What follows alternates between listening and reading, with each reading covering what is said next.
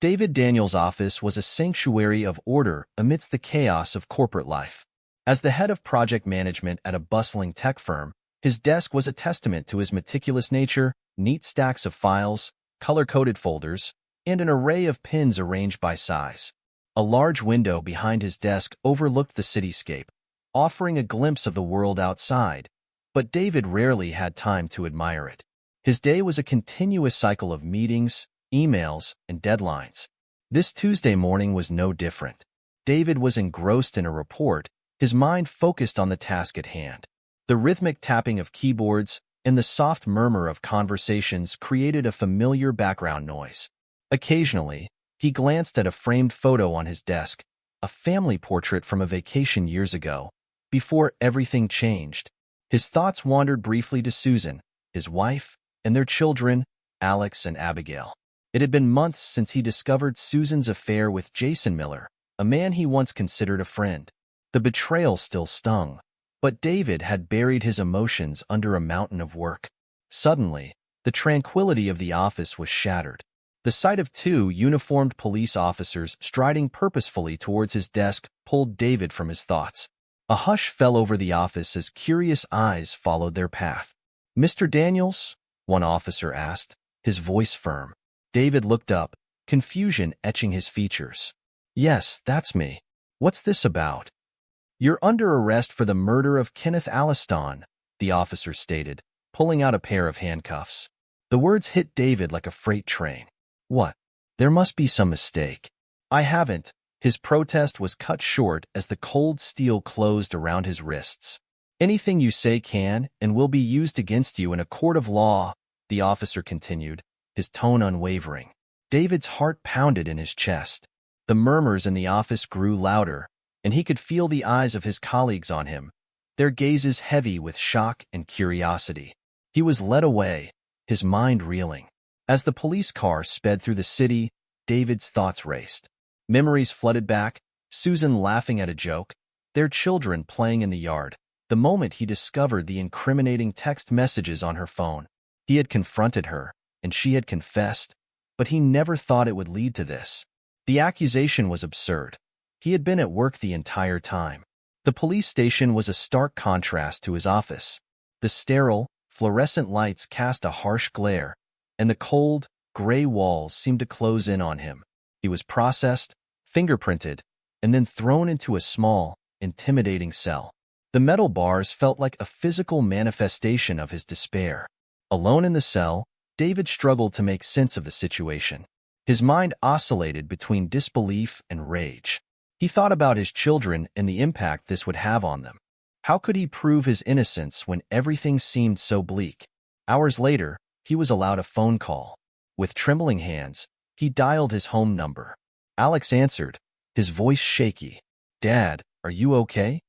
Alex's voice was a mix of fear and confusion. "Alex, listen to me. I didn't do what they said. I need you to be strong for Abigail and yourself. We're going to get through this," David said, trying to inject as much confidence into his voice as possible. "But Dad, what happened? Why did they take you?" Abigail's voice came on the line, filled with tears. "It's a mistake, sweetheart. I promise you, it's all a big mistake. I need you both to trust me and stay strong. Can you do that for Daddy?" "Yes, Dad," they both replied, their voices unsteady but filled with determination. The emotional weight of hearing his children's voices was almost too much to bear. He fought back tears, realizing the enormity of the battle ahead. Hanging up the phone, David sat down on the cold, hard bench, steeling himself for the fight to come. He was innocent, and he would prove it. For himself and for his children, he had to. The visiting area of the police station was a bleak, sterile room designed to strip away any semblance of comfort. Harsh fluorescent lights flickered intermittently, casting a cold, unforgiving glow on the tiled floor. The air was thick with a mix of disinfectant and despair, punctuated by the occasional murmur of other visitors. A thick, scratched plexiglass window separated the prisoners from their visitors, with a series of worn-out chairs bolted to the floor on both sides. David sat anxiously on his side of the barrier, his heart pounding. His mind raced with thoughts of his children, Alex and Abigail. He hadn't seen them since his arrest, and the uncertainty of how they were coping gnawed at him. The door to the visiting area creaked open, and his heart clenched as Alex and Abigail walked in. Alex, at 19, was tall and lean, his usually bright blue eyes now dull and shadowed with worry. His shoulders were hunched, and his normally confident stride was hesitant. Abigail, just 14, looked fragile, her face pale and eyes red from crying. She clung to Alex, her expression a mix of fear and confusion. They took their seats on the other side of the glass, and David picked up the phone, his hand trembling. Seeing them like this, so vulnerable and hurt, was almost too much to bear. "Dad," Alex began, his voice cracking slightly, "are you okay?" David forced a reassuring smile, though it felt hollow. "I'm holding up, son. How are you two managing?" Abigail wiped her eyes with the back of her hand. "We're scared, Dad. We don't understand what's happening. Why did they take you?" David took a deep breath, trying to steady his emotions. "It's a misunderstanding, sweetheart. I'm innocent, and we're going to prove it. I need you both to be strong for me." Alex's eyes flickered with anger and determination. "Dad, there's something we need to tell you. It's about Mom." David's heart skipped a beat. "What about her?" Abigail looked down, tears streaming down her face. "Mom packed her things and went on Jason Uncle's place in this morning. And yesterday, she called him. She said she got rid of you and that you can't bother them anymore." David's world tilted on its axis. He stared at his children, disbelief mingling with a burgeoning rage. "What? Are you sure?" Alex nodded, his jaw set in a hard line. "We heard her, Dad. She planned this. She set you up. Kenneth is her another lover. We saw some couple photos in her phone." David's mind reeled. Susan, his wife of 23 years, had not only betrayed him with another man, but had also conspired to ruin his life. The betrayal cut deeper than he could have ever imagined. He clenched his fists, his knuckles turning white. Inside, a storm of emotions raged, shock, disbelief, and a seething anger that threatened to consume him. How could she do this? To their children? He looked at Alex and Abigail, their eyes wide with fear and uncertainty, and felt a surge of protective fury. He couldn't let Susan get away with this. "Listen to me," David said, his voice low and steady. "I promise you, I will make this right. I'm going to prove my innocence, and when I do, I'm going to make sure your mother pays for what she's done. But right now, I need you both to stay strong and trust me." Abigail's lip quivered, but she nodded. "We trust you, Dad." Alex's eyes burned with a fierce resolve. "We'll do whatever it takes, Dad. We're with you." David felt a surge of determination. He had to clear his name not just for himself, but for his children. They needed him to be strong, to fight back against the injustice that had torn their family apart. The thought of Susan and her lover laughing at his downfall fueled his resolve. As he hung up the phone and watched his children leave, he felt a cold, steely determination settle over him. This wasn't just about proving his innocence anymore. This was about justice. Susan and Jason had taken everything from him, and he would make sure they paid dearly for their betrayal. The path ahead would be long and arduous, but David was prepared to walk it, no matter the cost. The battle had only just begun. David's lawyer, Rebecca Hughes, was a tenacious figure with a reputation for fighting tooth and nail for her clients. A seasoned defense attorney in her early 40s, Rebecca had sharp features softened only by her piercing blue eyes, which seemed to miss nothing. She had taken on David's case with a fierce determination, convinced of his innocence from their first meeting. Rebecca's strategy was meticulous. She started by dismantling the prosecution's case piece by piece. In the dimly lit courtroom, she cross-examined witnesses with surgical precision, exposing inconsistencies and planting seeds of doubt. She subpoenaed records, dug through phone logs, and scoured security footage. Every new piece of evidence added to the tension that hung over the courtroom like a dark cloud. David sat through each session, his heart pounding in his chest. He watched Rebecca in action, her confidence and skill a beacon of hope amidst his despair. But the moments between breakthroughs were agonizing. The prosecution's relentless attacks, the whispers of doubt, and the oppressive weight of his fellow inmates' judgments gnawed at him.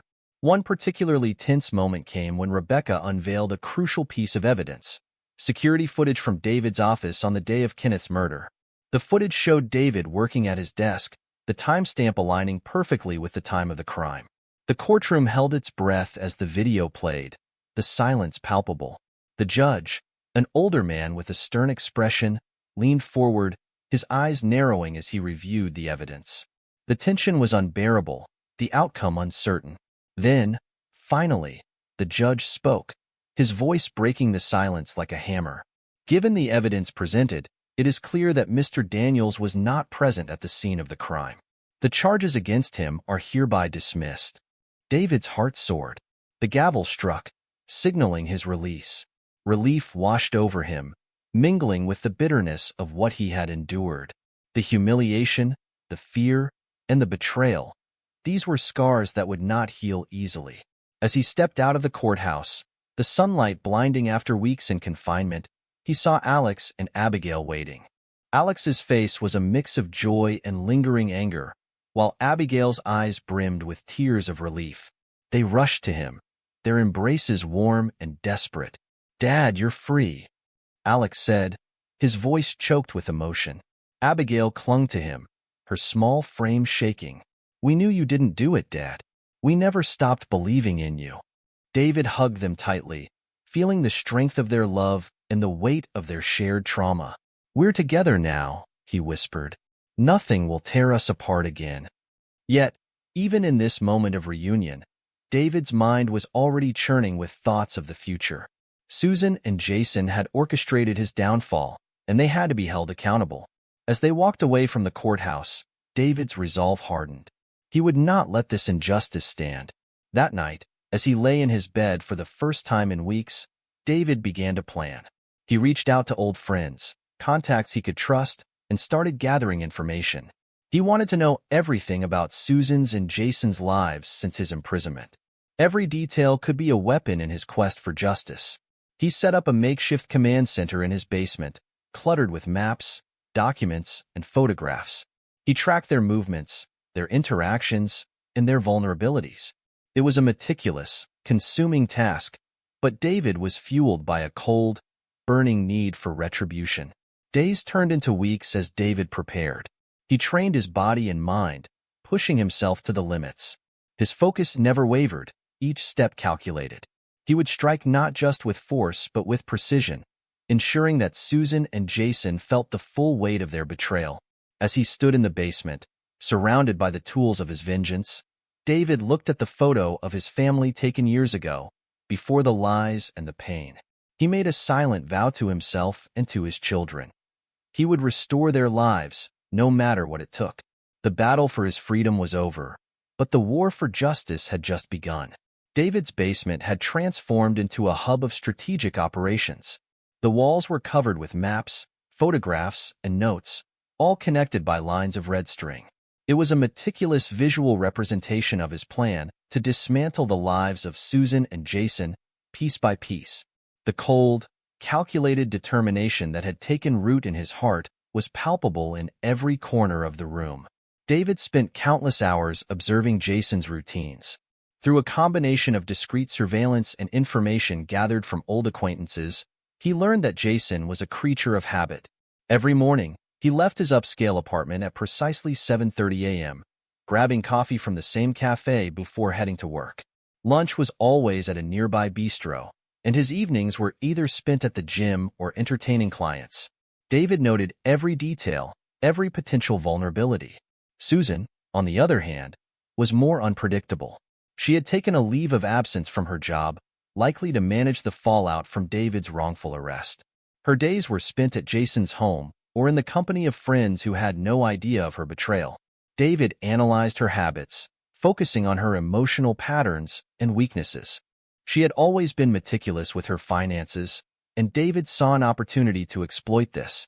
David began gathering the tools and methods necessary for his plan. He purchased a small drone equipped with a camera, allowing him to surveil Jason's apartment from a safe distance. He acquired a set of lockpicking tools, studying their use with precision. Burner phones, prepaid credit cards, and various disguises were added to his growing arsenal. the sense of anticipation built with each passing day, fueling his resolve. In the midst of his preparations, David reconnected with old friends and colleagues.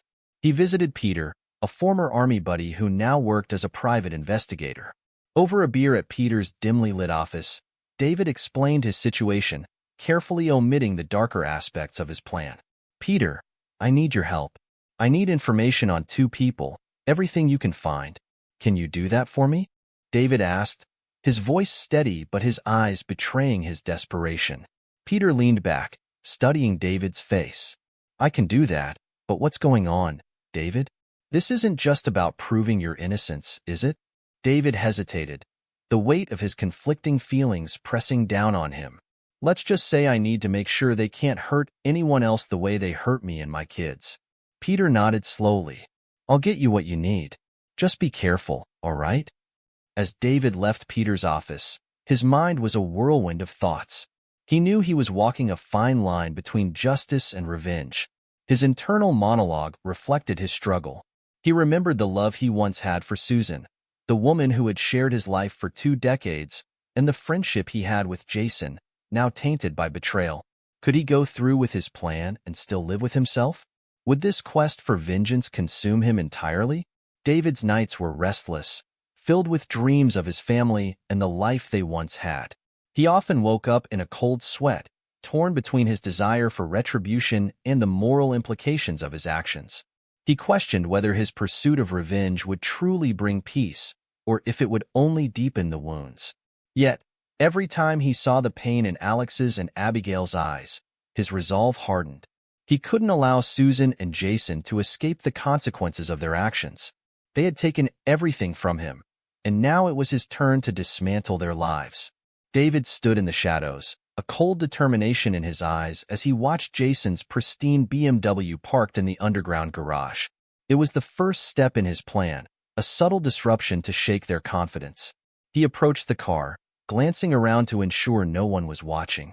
With practiced precision, he slashed the tires and smashed the side mirror with a crowbar, then quickly retreated into the darkness.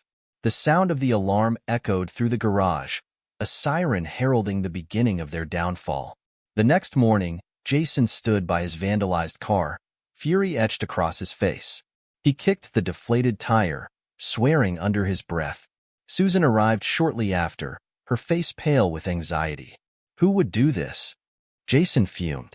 I haven't wronged anyone. Susan's eyes darted nervously. Maybe it's just random vandalism.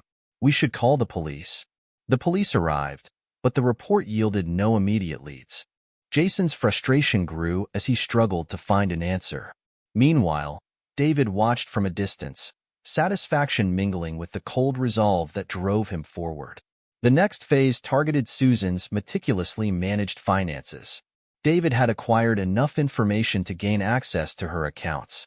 Late at night, in the glow of his computer screen, he initiated transfers that would siphon off significant sums of money into untraceable accounts. He also set up automatic payments for exorbitant luxury items, ensuring a paper trail that would leave Susan floundering. The following days saw Susan on the phone with her bank, her voice rising in panic. What do you mean all my accounts are empty? This has to be a mistake. Her usually composed demeanor crumbled as she realized the extent of the financial ruin. David's surveillance revealed their growing paranoia. He listened to their conversations, their frantic attempts to piece together what was happening. Jason's confident facade began to crack, and Susan's anxiety spiraled into desperation. This isn't random, Susan, Jason said, pacing their living room. Someone's targeting us. Susan buried her face in her hands. But who? And why? David felt a grim satisfaction as he observed their turmoil. But the real test was yet to come. He needed to escalate his actions, to plant evidence that would lead them to destroy each other. Breaking into Jason's apartment was a calculated risk. Dressed in dark clothing and gloves, David picked the lock with the skill he had acquired during his meticulous preparation. Once inside, he moved silently, careful not to disturb anything that would betray his presence. In Jason's study, David found the perfect spot to plant his fabricated evidence. He inserted a USB drive into Jason's computer, uploading files that linked him to illicit activities. David crafted emails that suggested Jason was planning to embezzle funds from his company, adding a layer of believability by mimicking Jason's writing style. The emails detailed meetings with shady contacts, complete with dates and times. David's heart pounded in his chest as he worked, the tension almost unbearable. He double-checked every step, ensuring no fingerprints or DNA were left behind. The risk was immense, but the potential reward drove him forward. Leaving Jason's apartment undetected, David felt a surge of adrenaline. The trap was set, and now it was only a matter of time. He watched from a distance as Jason discovered the emails, his face contorting in disbelief and fear. Jason's first call was to his lawyer, his voice trembling as he tried to explain the incriminating evidence. Susan's reaction was equally volatile. She confronted Jason, her voice sharp with accusation. "What are you hiding, Jason? I found those emails. Are you planning to leave me bankrupt while you run off with our money?" Jason's face twisted in anger and confusion. "I don't know what you're talking about. Someone is framing me." Their arguments grew louder and more frequent, each accusation driving a wedge deeper between them. David watched as their trust eroded, replaced by suspicion and resentment. The life they had built together crumbled before his eyes, a slow, agonizing destruction. David knew the endgame was approaching. The careful planning, the calculated risks, it was all leading to this moment. As he watched Jason and Susan unravel, he felt a cold sense of satisfaction. His revenge was unfolding perfectly, and they would pay for every ounce of suffering they had caused him. The final act was yet to come, and David was ready to see it through to the bitter end. David stood in the shadows of the dilapidated house, a place long abandoned and forgotten by the world. The broken windows and peeling paint added an air of decay and desolation, matching the turmoil within him. He had chosen this location carefully, a place where his final confrontation with Susan could unfold without interruption. Every detail was meticulously planned, but the weight of what he was about to do bore down on him heavily. In the days leading up to this moment, David's emotions had been a chaotic storm. His anticipation was tempered by a gnawing sense of unease. He had rehearsed the confrontation in his mind countless times, yet the reality of it was far more complex. He wanted justice, retribution, but a part of him still grappled with the love he once felt for Susan, the memories of their life together. As he sat up inside the decrepit house, his thoughts drifted to Alex and Abigail. They were his anchor, the reason he had to see this through. Susan's betrayal had torn their family apart, and this confrontation was as much for them as it was for him. He checked his watch. Susan would arrive soon, lured by a cryptic message he had sent from a burner phone. She would think it was Jason, summoning her for a desperate, clandestine meeting. The sound of a car approaching broke the silence. David's heart pounded in his chest as he moved to the shadows, his eyes fixed on the entrance. Susan stepped out of the car, her movements hesitant. The fear in her eyes was palpable, a stark contrast to the confidence she once exuded. She pushed open the creaking door, stepping into the dark, foreboding interior. "Jason?" Her voice was shaky, uncertain. "Jason, are you here?" David emerged from the shadows, his expression a mask of controlled rage. "No, Susan. It's me." Susan's eyes widened in shock and fear. "David, what are you doing here?" David took a step closer, his voice low and menacing. "I think you know exactly why I'm here." The room seemed to close in around them, the oppressive silence broken only by their tense breaths. Susan backed away, her eyes darting around, searching for an escape. "Please, David," she pleaded. "You have to understand, it wasn't supposed to be like this." David's eyes narrowed, his anger barely contained. "You set me up, Susan. You and Jason. You destroyed our family." Tears streamed down Susan's face as she shook her head. "It wasn't my idea, David. Jason convinced me. I never wanted you to go to prison." David laughed bitterly. "You expect me to believe that? After everything you've done?" As they stood in the dim light, memories flooded David's mind. Flashbacks of their life together played out like a cruel montage, laughing with their children, celebrating anniversaries, sharing quiet moments. Each memory was a knife to his heart, a reminder of the love that had turned to ashes. "I loved you, Susan," David said, his voice breaking. "I trusted you with everything, and you betrayed me." Susan sobbed, sinking to her knees. "I'm sorry, David. I made a terrible mistake. I was weak. But please, think of the kids. They need us." David's face hardened. "You should have thought of them before you decided to destroy our lives." The weight of her actions seemed to crush Susan. She buried her face in her hands, her body shaking with uncontrollable sobs. The psychological impact of her betrayal, now fully realized, broke her spirit. David watched her, his own heart a battlefield of emotions. The satisfaction of seeing her suffer was tainted by a profound sorrow. This was not the woman he had loved, but a stranger who had caused him unimaginable pain. David felt a hollow victory as he stood over her. He had achieved his goal, yet the cost was higher than he had anticipated. The moral struggle within him raged on. He had sought revenge, but the reality was far more complex. The destruction of Susan brought no real solace, only a deeper understanding of his own brokenness. As he left the dilapidated house, the echo of Susan's sobs lingered in his mind. He knew this was not the end, but a painful chapter in his journey. The road to healing and justice was still long, but he walked it with a renewed sense of purpose, determined to rebuild his life and protect his children from the shadows of the past. The sound of the gavel echoed through the courtroom, signaling the end of Susan's trial. The judge's stern voice cut through the silence as he delivered the sentence. 10 years in prison for conspiracy to commit fraud and wrongful imprisonment. Susan stood there, her once confident demeanor shattered, eyes downcast as she was led away in handcuffs. The legal system had caught up with her, and justice, though delayed, was finally served. For Jason, the fallout was swift and devastating.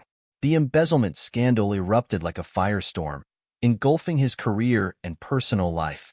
The evidence David had planted was airtight, and Jason found himself cornered with no way out. His once pristine reputation lay in tatters as he faced charges of grand larceny and corporate fraud. His assets were seized, his accounts frozen, and he was left with nothing but the wreckage of his ambitions. David watched from a distance as the two people who had betrayed him faced the consequences of their actions. There was a sense of grim satisfaction in seeing justice served, but it was tempered by the knowledge that the damage they had caused could never be fully undone. The scars ran deep, and the process of rebuilding his life and family would be long and arduous. Returning home, David focused on mending the broken pieces of his life. Alex and Abigail were his top priority. The trauma of the past year had left them wounded, but they were resilient. Together, they began to navigate the complex path of healing. David spent more time with them, engaging in activities that brought joy and a sense of normalcy back into their lives. He took them camping, played board games, and attended their school events, ensuring they felt his unwavering support and love. Alex, now a teenager, struggled with anger and betrayal. David made it a point to have open conversations with him, allowing him to express his feelings without judgment. They often spent evenings talking on the porch, the cool night air carrying away some of the heaviness. Abigail, still young, sought comfort in her father's presence. David read her bedtime stories, tucked her in every night, and held her close when nightmares threatened her sleep. The community around them played a crucial role in their recovery. Old friends who had distanced themselves during the turmoil began to reappear, offering support and solidarity. Peter, the private investigator who had helped David gather evidence, became a steadfast ally.